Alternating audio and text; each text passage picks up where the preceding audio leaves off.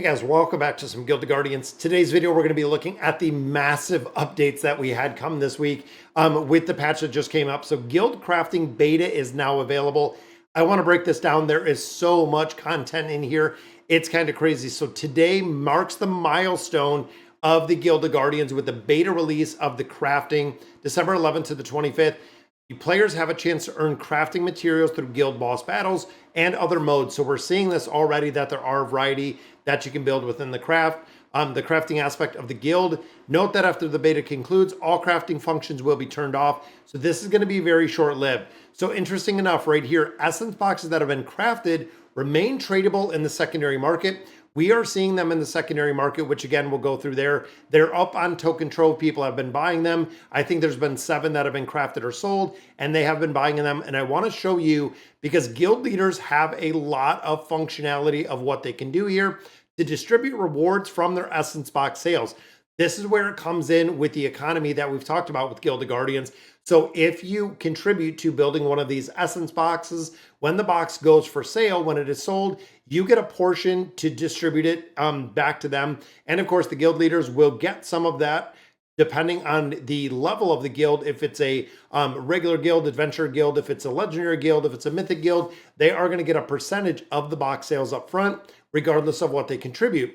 So what to expect, making crafty easier. Are you a guild leader or a guild member? This is going to make a big difference. It's time for you to become the guild member. Wait, what if you're neither? Then you need a guild. It shows you right here, looking for members, looking for guild.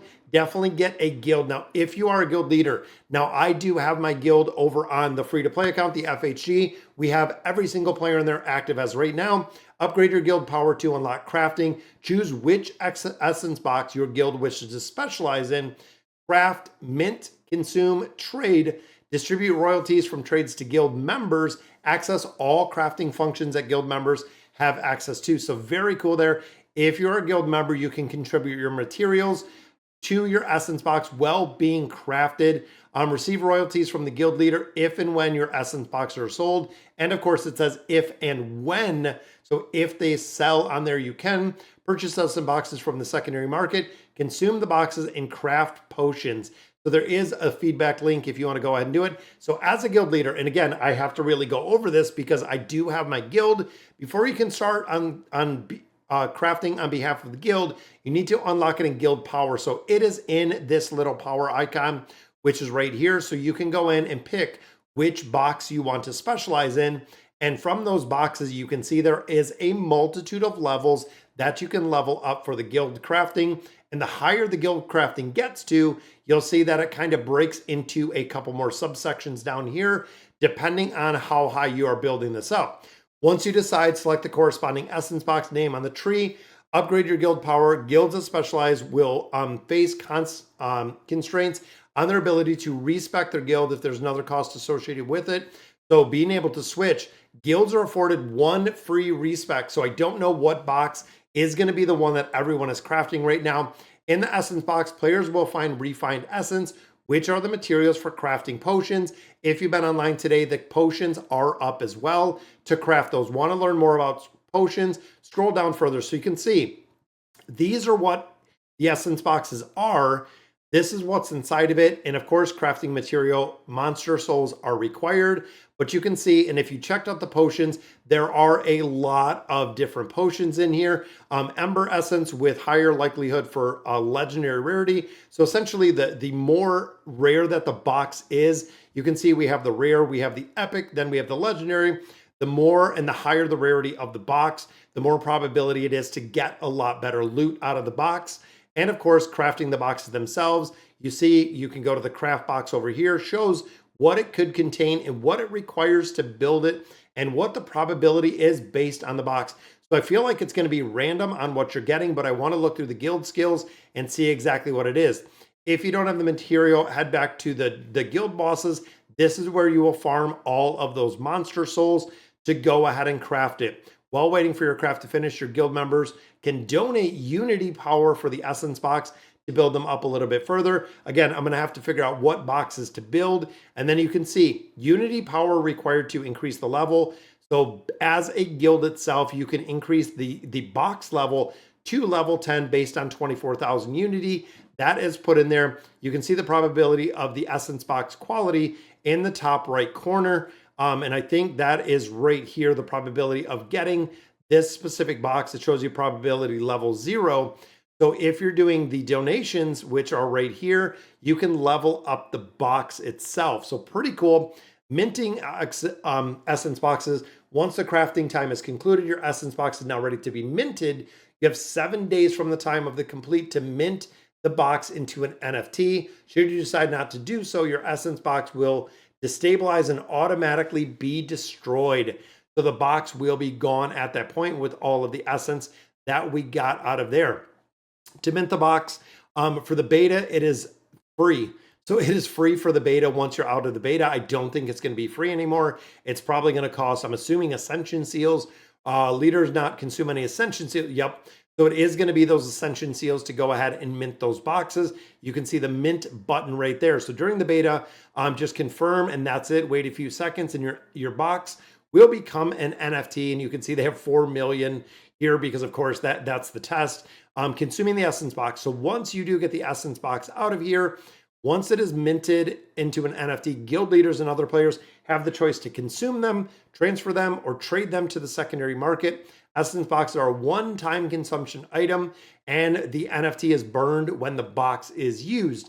So again, very important. Now, trading the Essence boxes, this is the big part with the guild. So depending on your guild type, guild leaders will receive very royalties from the Essence box. For me, I have a Warriors Guild. Warriors Guild is going to yield me 2.5% of what we sell this for. So pretty cool. Once it's minted, a guild leader has a choice again to trade, send, or consume the box if they're listed on Token Trove, which all of the ones that I've seen on Token Trove have already been bought in. If the guild leader decides to sell it, the preceding sales will be stored in a special smart contract waiting for distribution. Guild leaders will receive guaranteed first cut of the sale proceeds with the amount depending on the guild token and the guild leader owns. In the guild crafting menu, players can tap the records to show the history of the boxes that were crafted, if they were minted, burned, sold, or transferred. And then, of course, distributing the proceeds.